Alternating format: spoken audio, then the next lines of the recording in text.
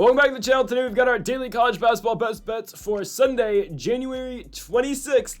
Not the biggest slate of college basketball today, but there's enough. We've got two games we're going to be going over today in the Big Ten. We're going to get to that again in a minute. Yesterday, not a great day, not a good day, not a bad day, just a day. Could have been better. We're looking for, a better day today on Sunday, obviously, after our 4-1, kind of 5-0, but 4-1 day on Friday, 5-0 on the money lines, and just a half a point off from going 5-0 on Friday. So looking for another good day today here on Sunday. But folks, before we get into the video, make sure to hit that subscribe button down below for some more daily college basketball best bets here on the channel. It helps the channel a lot if you just hit that subscribe button down below and leave a like. And also earlier today we posted later today, we'll have our NBA predictions. There's only one game in the NBA today between the Portland Trail Blazers and the Oklahoma City Thunder, but we've got additional content we're going over in that video that's going to be posted in 3 hours here on the channel. So make sure to check that video out. We are going to be going over the 10 reasons why Shai Gilgeous-Alexander is the best player in the NBA. I made a whole PowerPoint presentation for that video. I kid you not. Make sure to check that video out. Also, we have our UFC Fight Night Saudi Arabia predictions being posted later today on the channel. The main event, Israel Adesanya taking on Nasruddin Imavov again in the Kingdom of Saudi Arabia. Those predictions go up at 5 p.m. Pacific, 8 p.m. Eastern. Also, our NFL predictions are out on the channel right now. Later today, the NFC and AFC championship games are going to be played. So make sure to check that video out before those games start later today. All right, on to the first of our 5 best bets for today. And yes, we are starting with the Indiana Hoosiers. On CBS, you're doing it again. Give me Indiana. All right, guys, if Indiana doesn't win this basketball game or doesn't cover 3.5 points at home, I will lay off the Hoosiers for a very long time, especially because, the next 4 games they play are in West Lafayette against Purdue, in Wisconsin against the Badgers, at home against Michigan, and then in East Lansing against the Spartans. Yeah, it's a rough schedule coming up for Indiana, so that's why it's important they win games like this. Guys, when we're thinking about the grand scheme of things here, for the NCAA tournament and potentially the Indiana Hoosiers finding their way in as an at-large team this year, obviously, because they're probably not winning the Big Ten tournament, in terms of Indiana potentially landing one of those at-large spots, they have to win a game like this. They got to get games like this at home against Maryland, because I don't know how many more games in the Big Ten Indiana can truly win this year. Seriously, we're getting to that point in the season. All right, we expect Indiana to beat Maryland. We expect them to beat UCLA. We expect them to probably beat Penn State. All of those games are in Bloomington. And we expect them to go to Washington, I think, and beat the Washington Huskies and probably close out the year and beat Ohio State. They gotta find wins any way they can get them. And this is another one, again, a game where the odds, obviously, Maryland is a slight favorite to win it, but these are the type of games Indiana's gotta go out there and win. All right, the Hoosiers haven't played particularly well in Assembly Hall this year, but they are 3-1 in Bloomington so far this year, with the only loss being, again, the game that kind of stands out, their loss against the Illinois Fighting Illini, where Illinois beat them 94-69 in Bloomington. Obviously, the same game where the student section erupted into fire, Woodson chants. Hell, more than half, the entire student section left before the end of the game because IU ended up losing by more than 30 points, or 20 points, but still, these are the type of games the Hoosiers need to win. It's an early game, it's at noon in Indiana, and it's in Bloomington. They get the Terrapins right where they want them. Maryland's been playing good ball this year. They're coming off a road victory at Illinois. Maryland's 5-4 in the Big Ten. Surprisingly, Indiana is 5-4 as well. But Maryland has lost on the road before. Their only win on the road this year in the Big Ten is that game at Illinois and Urbana-Champaign. So do we really think Maryland can put together back-to-back road victories? I don't know. I feel like, again, Maryland, not that great of a road team. They went to Purdue and lost. They went to Northwestern and lost in overtime. They lost in Oregon. They lost in Seattle against Washington. Who's to say the Hoosiers can't get them in Bloomington? I don't know. Maryland, of course, led by Derek Queen, who is their big. He's averaging 15-8. Jacoby Gillespie, who's very off and on, who averages 14.5. Julian Reese averaging 14. Rodney Rice, Selden Miguel, both averaging around 12 a game. And obviously for the Hoosiers, they got Malik Renaud back in their last game, came off the bench, but Renaud did play. We'll see how much of a factor he is in this game. Omar Ballo is the best guy for Indiana, and this is the matchup we gotta watch today. It's Derek Queen versus Omar Ballo. Both players are the best guys on their respective teams, one would think. There is Mackenzie Mbako for the Indiana Hoosiers, but the future NBA player in Mbako has been very disappointing this season in his sophomore year here in Bloomington, only averaging 12 points a game, and he is ice cold right now. Miles Rice and Luke Good have been really good recently for the Hoosiers, but again, you need guys like Greedo, who is coming off an injury, and Mbako, who's a potential NBA prospect. Yeah, we need these guys to start stepping up for Indiana. It's that simple. Those guys need to make a bigger impact on the court. And obviously, Omar Ballo is going to lead the team, it feels like. Now, Mbako had a good game at Northwestern, but other than that, man, Mbako was on a really rough streak of games. We know Ballo's going to be good. It's just about the rest of the team. I think Indiana shows up at home here. They kind of have to. Again, if Indiana doesn't want to stare down the barrel of another NIT season, which they declined to play in last year, they have to beat Maryland. Because legitimately, I don't know how many more games Indiana can win in the Big Ten this year. They're a team that's right on the bubble right now. They need to win games like this. Because if they can't beat Maryland, they're not going to be in the NCAA tournament unless they make a completely deep run in the Big Ten tourney. The way I see it right now, they have to win this game. Again, it's not entirely a must-win game because we're still in January, but it feels like a must-win game. At home, Maryland's a good team, but they're not unbeatable. They've lost on the road so far this season. We saw Northwestern do it. We've seen UW do it. We saw Oregon do it, who just went to Minnesota and lost. I mean, what the hell? Biddle's 0 points in that game.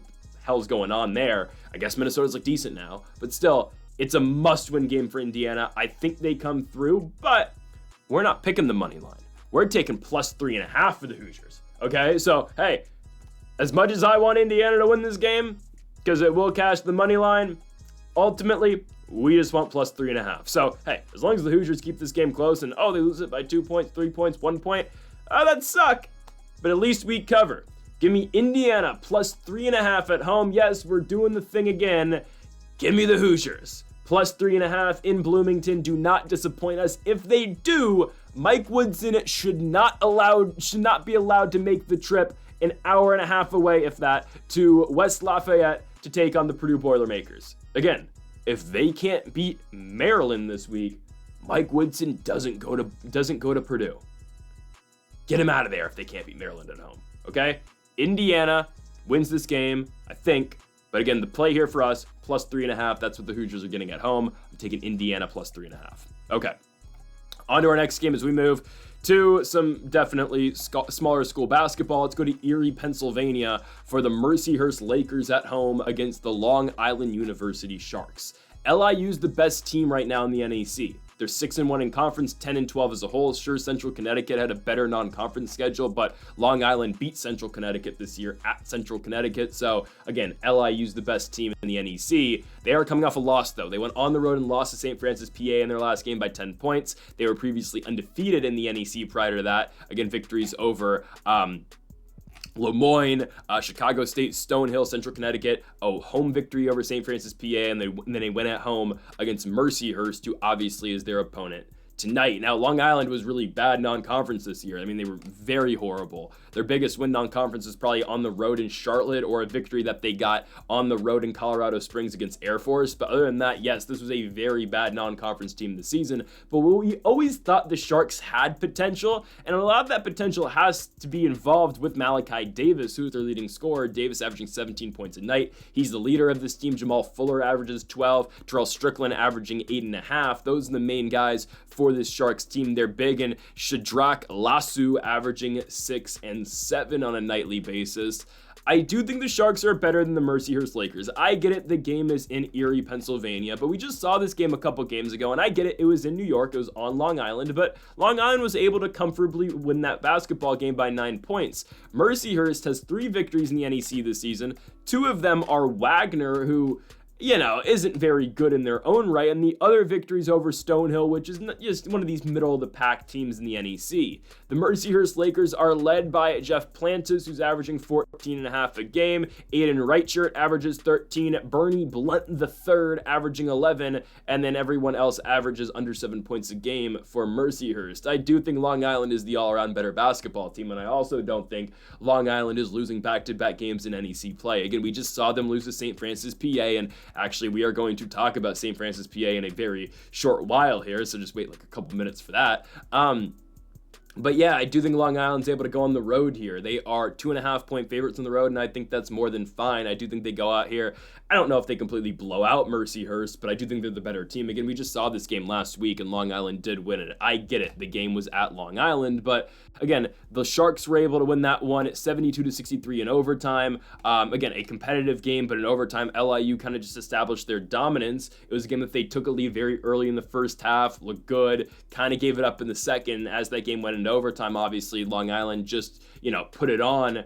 Mercyhurst ended up winning the basketball game. It was a game that LIU was kind of just in charge of the entire way. There was a late comeback from Mercyhurst. They were always trailing the Sharks, and eventually, again, LIU put it away in overtime. I think LIU made a lot of mistakes that game. They weren't effectively able to score. They went through a lot of scoring droughts in that game, and I don't think they're going to do that in back-to-back games against Mercyhurst. And I don't think they lose back-to-back games either. Again, St. Francis, PA, not a bad team. Again, we are going to go more in depth with them, in a second here, but I just don't think LIU loses back-to-back. Sure, if, whoever wins the NEC, let's just be honest, is probably going to be the last team in the tournament. They are going to be team number 68 probably in the tournament. They're going to be one of those teams that are going to have to play in the first four in Dayton. I get that. But I think Long Island, again, is the better team. I don't know if they're going to win the NEC. We'll see. I mean, hell, they already beat Central Connecticut in Connecticut this year, so maybe they are better than them.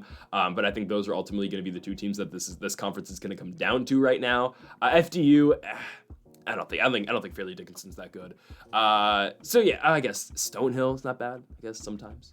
But no, give me Long Island to go on the road here and beat Mercyhurst. They've already done it once this season. Sure, again, the game was on Long Island, but I think they do it in back-to-back spots. Give me the Long Island Sharks and obviously their guy Malachi Davis to win this game on the road in Erie, Pennsylvania and take down the Mercyhurst Lakers.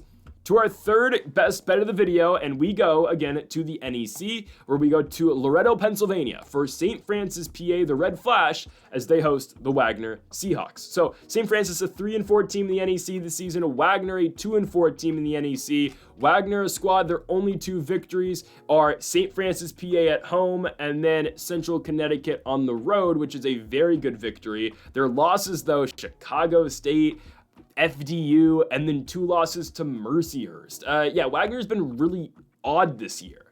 Now, that first game between St. Francis, PA and Wagner, again, a 2-point victory for the Seahawks at home. They were able to barely edge out the Red Flash in double overtime, winning the game 70-68. Again, a very competitive basketball game, but that's the type of game that can definitely flip once now the game is at St. Francis. And now St. Francis, PA, a team that is 3-4 in the NEC, but a team that is coming off a big victory at home against the Long Island Sharks. Again, kind of the reason why we're picking both Long Island and St. Francis here is because, again, Long Island's look good all year long in NEC play, and St. Francis coming off a victory over them. Now, their other wins in NEC play aren't all that impressive. I mean, on the road at FDU and then Mercyhurst at home. Their losses, Long Island on Long Island, Wagner, Stonehill, Central Connecticut, it is what it is. But you get these two teams, they just matched up last week. They played an overtime game, and it was very competitive at Wagner. I think this game flips now that it's in Pennsylvania. I really think so. I think, again, these are two, competitive teams. I think they're right there with each other. But I do think St. Francis, PA is slightly better in this spot because the game is at home. Okay.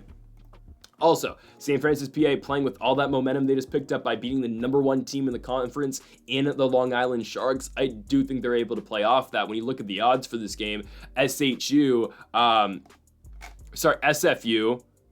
is this I have the wrong logo on the screen. Oh my goodness. I apologize.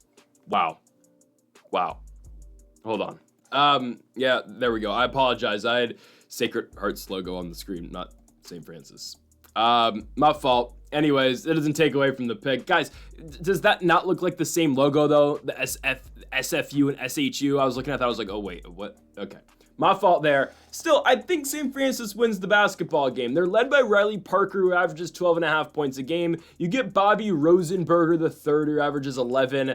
Yeah, not the most impressive team, but again, they're a team that is very comparable with Wagner. Again, we just saw this game, and St. Francis, PA, again, was able to be very competitive in that basketball game. In double overtime, they took Wagner. This is a team coming off a victory against Long Island, and I'm hoping, hopefully this stands obviously through today. We're hoping that Long Island is actually an elite team in the NEC, and we're hoping that they can go on the road and win today, because if Long Island's good, then St. Francis has to be somewhat good, obviously, because they just beat that team. And I get it, it's college basketball, weird things happen with teams at home, but yeah, again, if St. Francis is able to host Long Island and beat them, they should be able to host the Wagner Seahawks and beat them as well. So I'm taking St. Francis, PA, the Red Flash at home to beat the Wagner Seahawks. They will cover the 2.5 points. They will outright win the game at -140 as well. Give me St. Francis, PA to win and cover at home against the Wagner Seahawks, not Sacred Heart. St. Francis, PA gets it done.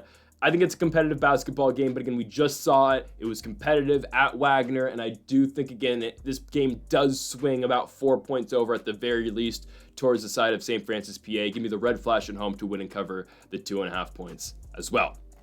Let's move on to our fourth best bet of the video as we go back to the Big Ten, as we have got the Illinois Fighting Illini, currently ranked 17th in the nation, at home against the Northwestern Wildcats. We're going to take Northwestern as they're getting 8.5 points in the road. Going to take Northwestern here.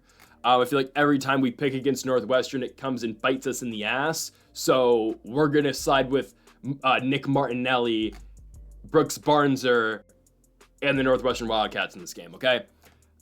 I think this team's able to play this game close against Illinois. Do I know if they beat Illinois? Probably not. I think the Fighting Illini likely get this one, but there are several things that goes into this game. Jaconius, obviously the leading scorer for the Fighting Illini. Again, these two teams are led by, Kasparas Jaconius for Illinois. He's a, very good scorer. Same thing with Nick Martinelli, who averages 20 points a game for Northwestern. But the thing about Illinois is that they are missing their starting center, and that is Tomislav Ivisic. Ivisic is out with mono. Mono's brutal, man. It is brutal. And Ivisic is going to be out with mono for this game against Northwestern. How long is he going to be out? Because, speaking from experience, once you get mono, you feel like crap for like 4 days, but you kind of feel okay after. Now, I wasn't playing collegiate basketball from my experience with that, but, you feel okay in the next week. But I don't know how quickly Ivisic is going to be back, but he's out with mono. So that sucks, but we are going to take advantage of that with Northwestern here. Again, we're going to take the Wildcats plus 8.5 in Urbana-Champaign against the Illini, and without their starting center. On top of that, Illinois is coming off back-to-back losses. On the road in East Lansing, that's fine, but then at home, Maryland beats them by 21 points. That's just not going to cut it. Illinois, again, I don't think they're going to be ranked the next time the rankings come around. They're 5-4 now in the Big Ten. They've lost 3 of 4. Of course, their only victory is a blowout win in Assembly Hall against the Indiana Hoosiers, because of course it is. But Northwestern's playing decent ball. They went on that 3-game skid, losing at Penn State, losing at Purdue, losing at home against Michigan State, but they've turned it around. They beat Maryland at home in overtime. They go to Michigan and play competitive ball, and they beat Indiana in Evanston as well. They're not playing all that badly. They had to come from behind and beat the Hoosiers, and ended up winning that game by 9 points on Wednesday. And it wasn't all Nick Martinelli in that one. It was Ty Berry who hit, 7 threes in that game it was? I believe it was 7 threes that Ty Berry, their 6'3" guard out of Newton, Kansas, who averages 8.5 points a game, hit in that game. That's big time for Berry, who's playing his 5th year here with the Northwestern Wildcats. But you take that, Jalen Leach, how he's going to score. Brooks Barnser, again, how he crashes the glass, he can score. You can't forget about their center, Matthew Nicholson, as well, who's now going to get a much more favorable matchup against not Ivisic anymore. I don't know who Illinois is going to start. I don't know who they're going to have play the 5. Will it be Will Riley? They might play Will Riley at the 5, or they're going to play Ben Hermertris. Probably butchered that, but he's their 6'9" forward. They'll probably start him at the 5, I think. But it's much more favorable for Nicholson. And on top of that, again, you get a guy like Brooks Barnser who can crash the glass. Nick Martinelli can score at will. Again, Barnser averages 18.5 points a game. Nick Martinelli averages 20 points a game. This Northwestern team's not all that bad, and when they are on, they are decent. Again, and especially right now, taking on an Illinois Fighting Illini team that has been struggling. They have lost 3 of 4 going into this game, and they're without their starting center. There's only so much Jaconius can do. I'm taking Northwestern on the road. Again, I still expect Illinois to win the game. I don't forget how Illinois has played this year. Yeah, when they went to Eugene and blew out Oregon. This team blew out Penn State when they came to town, right? I mean, they were competitive against Tennessee earlier in the season. Again, I get it. Illinois is not all that bad of a team, so I think they still win. But I think saying that they're going to go on here and cover 8.5 points at home, I just think that's too much. I think the line should be like 4.5, 3.5. Then we'd have a conversation. But 8.5, yeah, I will side towards the Northwestern Wildcats, and we will definitely take that. So give me Northwestern here on the road, plus 8.5. Who wins the basketball game? Who knows? Don't care. We just need Northwestern to keep this game close, and this does feel like a competitive basketball game. Again, guys, Illinois just played the Maryland Terrapins 3 days ago, and lost the game at home by 21 points. Who's to say Northwestern just can't keep the game close? We don't care if they win, just keep it a competitive basketball game. That's all I ask. Give me Northwestern on the road to cover the 8.5 points. As we move on to our final game of the day, of course, it is a rivalry that goes back to the beginning of time, kind of. Army versus Navy. Big game in the Patriot League, but a game that I'm very confused about the odds with. And I get it. Jalen Rucker did not play Army's last game on the road at Holy Cross. Rucker was dressed. He was on the bench. He never made it to the court. I'm assuming Jalen Rucker is not playing this game because that's where the line is. I don't find anything on Jalen Rucker right now, but I assume Rucker's not playing because he's their best scorer.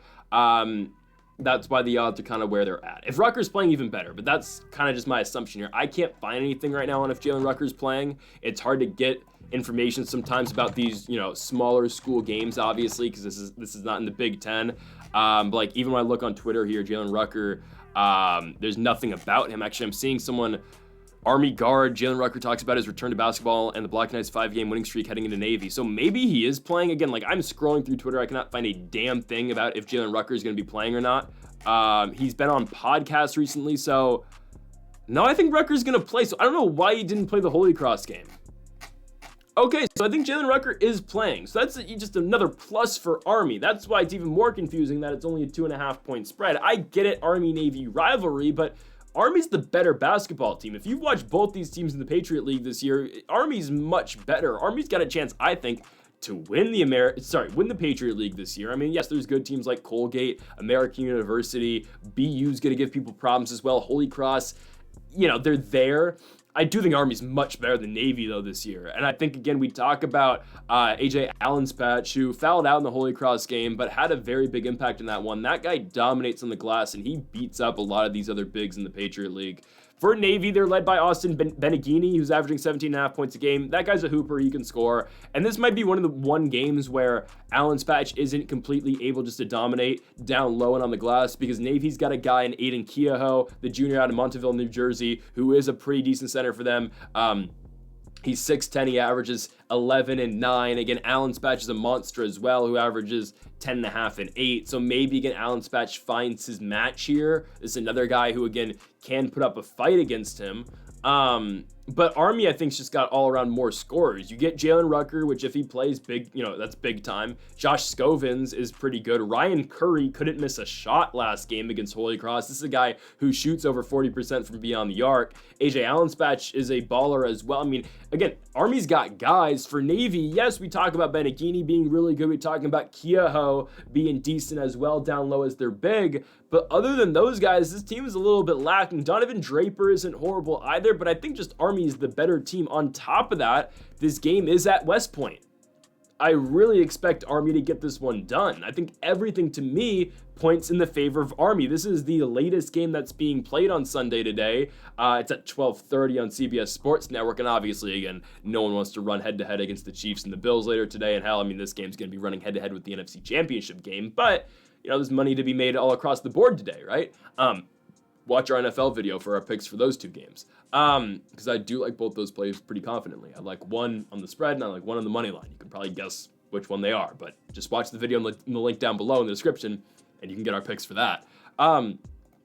I like Army in this spot. This is probably my favorite pick all day. It really is. I really like Army to win this game and cover 2.5 points. I've seen both these teams play this season. Army's the better team. Army's 11-8. They are 5-2 in the Patriot League. They are on a 5-game winning streak, beating Loyola Maryland, beating Lee on the road, beating Lafayette, beating BU, which is a really good team, beating Holy Cross on the road. That's a very good victory. Navy's 3-4 this year in the Patriot League.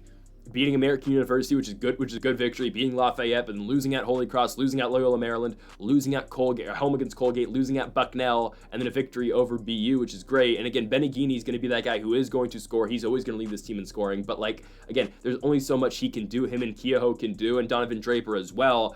I just think Army's the all-around much better team, and everything that we've seen recently out of both these squads points that, all right, Army is simply just better. So give me the Army Black Knights at home to win this game. And again, the game's in West Point. The game's in New York. I really expect Army to get this one done. I like the Black Knights at home, -2.5, -140 on the money line. We're taking the Army Black Knights to win this game and cover at home against the Navy Midshipmen. So folks, thank y'all for watching our 5 best bets for college basketball here on Sunday, January 26th. If you have not yet though, make sure to hit that subscribe button down below for more. Make sure to leave a like. If you did enjoy the video, make sure to comment. If you do disagree with any of the picks, we'll be back tomorrow again for more daily college basketball best bets. Make sure to join us later today for our NBA predictions and our UFC Fight Night Saudi Arabia predictions as well. Folks, thank y'all for watching, and Mamba forever.